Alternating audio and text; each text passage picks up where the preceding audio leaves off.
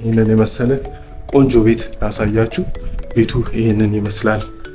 ግቢው 105 ካሬ ነው። በደንብ ይታያችኋል ብዬ አስባለሁ። የዩቲዩብ ቤተሰቦቼ ይሄንን ይመስላል ቤቱ። እንግዲህ ሳሎኑ ይሄንን ነው የሚመስለው።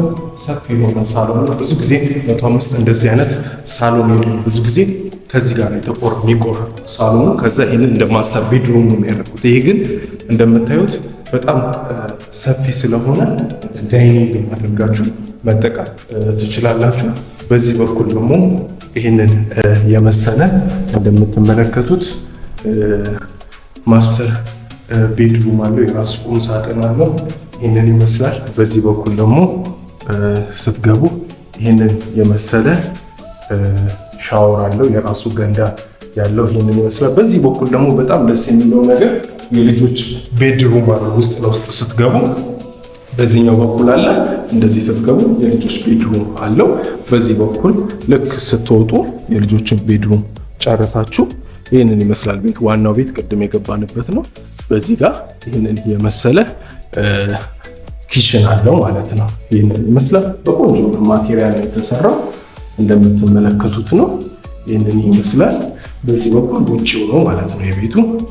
እዚህ ጋር ደግሞ የውጭ እንግዳ ቢመጣባችሁ ሻወር፣ ሽንት ቤት ይህንን የመሰለ አለው ማለት ነው።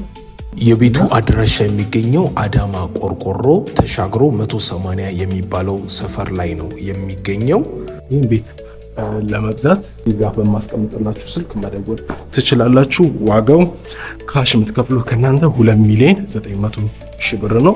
2.6 ደግሞ የባንክ ዕዳ አለበት። አጠቃላዩ 5,500,000 ብር ነው። በየወሩ 20,000 ብር እየከፈላችሁ የባንኩ ተመላሽ አድርጋችሁ በ2 ዓመት ውስጥ ዕዳውን መዝጋት ይጠበቅባችኋል። አንድ መኪና ያቆማል። እውነተኛ መረጃ የምትፈልጉ የዩቲዩብ ቤተሰቦቼ ሰብስክራይብ ያደርጋችሁ ሽያጭ መረጃ እንዲደርሳችሁ ማድረግ ትችላላችሁ። ይህንን ይመስላል። ሌሎች ቤቶችንም በቀጣይ አሳያችኋለሁ። መልካም ጊዜ ይሁንላችሁ። ቻው ቻው።